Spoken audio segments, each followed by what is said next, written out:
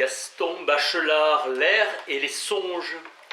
L'imagination n'est pas la faculté de former des images, mais de les déformer par la perception, faculté de nous libérer des images premières, de changer les images. L'imagination spécifie le psychisme humain. Blake, l'imagination n'est pas un état, c'est l'existence humaine elle-même. Alors qu'une image stable et achevée coupe les ailes de l'imagination, le poème est une aspiration à des images nouvelles. Il correspond aux besoins essentiels de nouveauté.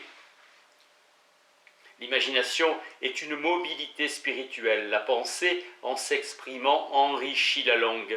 La parole se révèle le devenir immédiat du psychisme humain. Restituer à toute chose son mouvement propre, conseille Nietzsche. À propos de tous les mots, désir, d'altérité, désir, de métaphore, désir de quitter ce qu'on voit et ce qu'on dit en faveur de ce qu'on imagine. Un vrai poète veut que l'imagination soit un voyage. Un beau poème est un opium ou un alcool. Entraîner les lecteurs au pays du pittoresque, retrouver ailleurs ce qu'on voit tous les jours autour de soi. Voyage au pays du réel. Examinons l'immanence de l'imaginaire au réel, trajet continu du réel à l'imaginaire. Chaque objet contemplé est le départ d'un rêve ou d'un vers. Voyager au pays de l'infini. À toute immanence s'adjoint une transcendance. C'est la loi de l'expression poétique de dépasser la pensée. Dynamique. Dis-moi quel est ton infini, je saurai le sens de ton univers. S'impose le réalisme de l'irréalité, comprendre les figures par leur transfiguration. La parole est une prophétie. L'imagination projette l'être entier. En cueillant des fleurs dans les œuvres de Novalis, Shelley, Poe, Baudelaire, Rimbaud, Nietzsche, on éprouve l'impression que l'imagination est une des formes de l'audace humaine. La manière dont nous nous échappons du réel désigne nettement notre réalité intime. Filiation régulière du réel à l'imaginaire. Aucun des quatre éléments n'est imaginé dans son inertie, mais dans son dynamisme spécial. L'élément est un bon conducteur pour la sublimation, dialectique de l'enthousiasme et de l'angoisse. Dans l'homme, a dit Ramon Gomez de la Serna, tout est chemin. Édouard Leroy a montré que l'habitude était l'inertie du devenir psychique. L'habitude est l'antithèse de l'imagination créatrice. Les quatre éléments sont les hormones de l'imagination, impulsion vers le haut. L'imagination dynamique est un amplificateur psychique. Le mot « elle », le mot « nuage » sont des ambivalences du réel et de l'imaginaire. Sublimation discursive qui s'attache aux détails, jouant sans cesse entre impression et expression. Les images sont des réalités psychiques. Le monde vient s'imaginer dans la rêverie humaine, jeu dialectique du vertige et du prestige.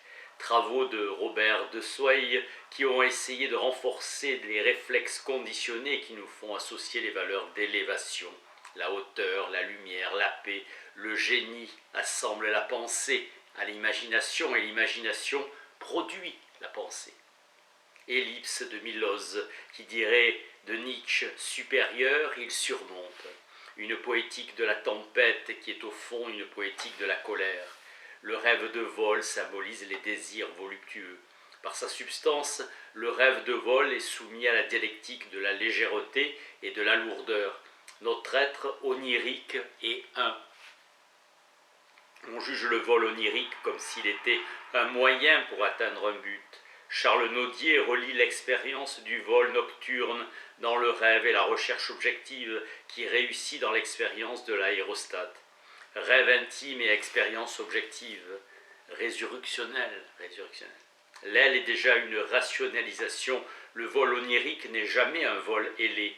Jules Duhem, dans sa thèse sur l'histoire du vol, signale qu'au Tibet, des saints bouddhistes voyagent dans les airs, souliers volants. Dans le rêve, on ne vole pas pour aller aux cieux, on monte aux cieux pour que l'on vole.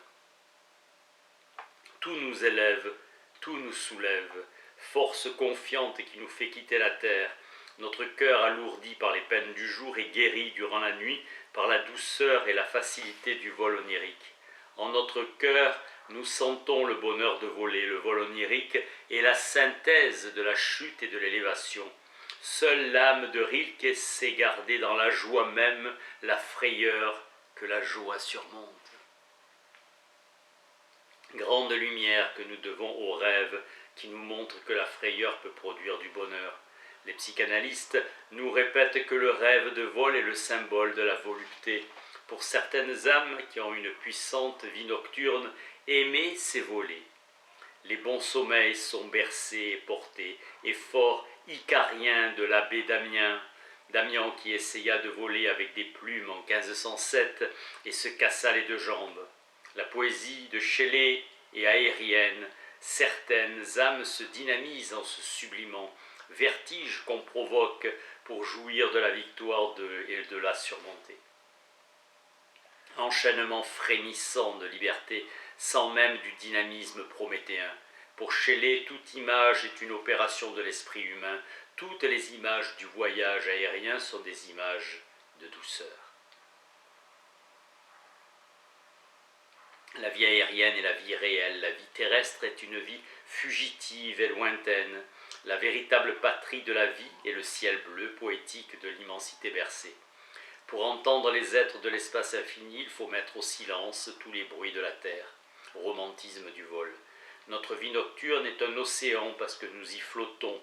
Le mouvement serait-il la prière de la matière, la seule langue, au fond, que parle Dieu? Le mouvement où s'exprime l'amour des êtres, le désir des choses. L'homme est animé du besoin de paraître grand, d'élever le front.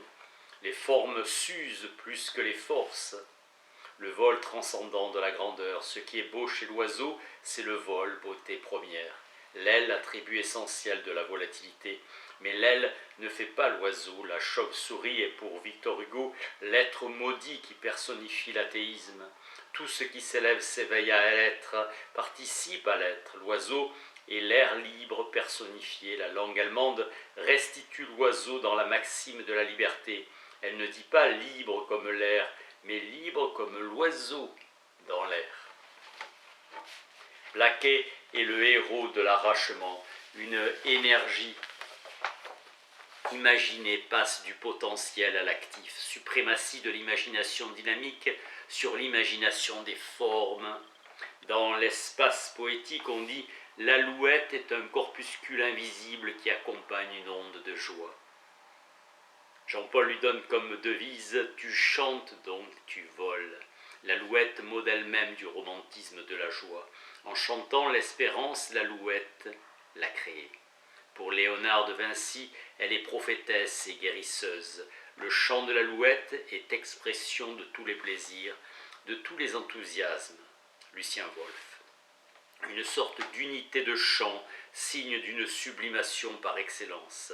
La peur de tomber est une peur primitive, élément de la peur de l'obscurité, la chute dans le noir. Henri Wallon a montré que l'agoraphobie n'était au fond qu'une variété de la peur de tomber.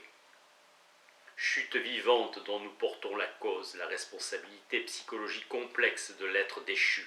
Le vertige est un devenir foudroyant. Toujours agir, toujours attaquer. La chute, maladie de l'imagination de la montée. La chute, c'est le destin de mes songes. Edgar Poe a su que la réalité cherche dans la substance souffrante de notre être. L'âme dans la nuit, de l'Hadès, c'est silence, immobilité. La nature parlée est un prélude à la nature naturante. L'écrivain a induit directement dans l'âme du lecteur le cauchemar de la chute. Rêverie lourde de Poe qui alourdit les objets, les éléments. La lourdeur, c'est la paresse. Pesanteur universelle. On ne peut être heureux avec une imagination divisée, la sublimation ne peut être occasionnelle. L'imagination est la faculté où l'être psychique a le plus d'unité. Le bonheur pénètre l'être entier. Sublimation dans les recherches de Dostoïevski vers une vie nouvelle. Nietzsche, poète de l'action, pas d'initiation, il est celui que personne a initié. Mépris des eaux dormantes, marcher et danser des marches nietzschéennes.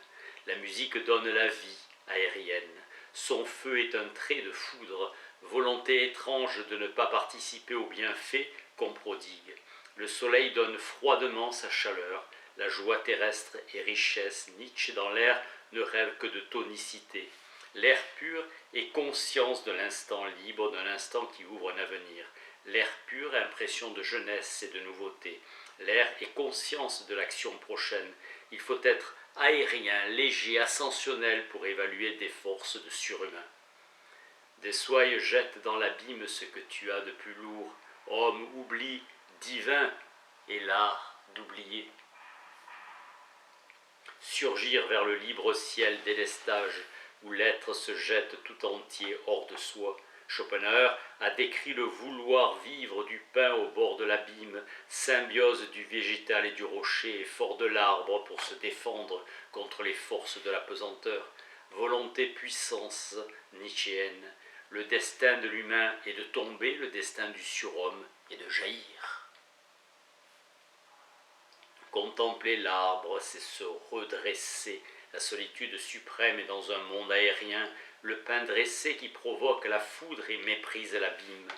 Goût de puissance que prend l'immense bonheur de voler. Les oiseaux de proie sont des oiseaux qui volent plus haut. Le lever du soleil est pour Nietzsche l'acte d'une décision irrévocable. Éternel retour de la force, le ciel bleu est sentimentalité pure. La contemplation, étrange puissance de l'âme humaine, capable de ressusciter ses rêveries, thème du mirage. Le zodiaque est le test de Rorschach de l'humanité enfant. Le ciel étoilé nous est donné non pas pour connaître, mais pour rêver. La lumière douce et brillante des étoiles provoque une des rêveries les plus constantes. Au début du rêve, les nuages. Poésie des nuages, Stratus, Cumulus, Cirrus, Nimbus de Goethe, après des réflexions sur l'ouvrage de météorologie Howard. Mythe poétique du marteau magique, du tapis. Toutes les nuits, le rêveur recommence le monde. La colère est l'acte commençant, ambivalence du vent qui est douceur et violence, pureté et délire, ardeur destructrice et vivifiante chez les pensées indiennes, où les exercices respiratoires prennent une valeur morale. Notre âme, c'est toujours notre dernier soupir. Se réconcilier avec le silence, porter avec Valérie la loi du poème dans la volonté. Les cordes vocales, phénomène d'une volonté du logos. La poésie, premier phénomène du silence qui laisse vivant. Seul, sans sous les images, le silence attentif. L'image littéraire. Fonction novatrice du langage. Le principe du silence en poésie est une pensée cachée, une pensée secrète. L'imagination est nécessairement valorisation, image de la sublimation. Pour dire l'ineffable, l'évasif, l'aérien, tout écrivain a besoin de développer des thèmes de richesse intime, des richesses qui ont le poids des certitudes intimes. L'homme littéraire est une somme de la méditation et de l'expression, une somme de la pensée et du rêve. Merci.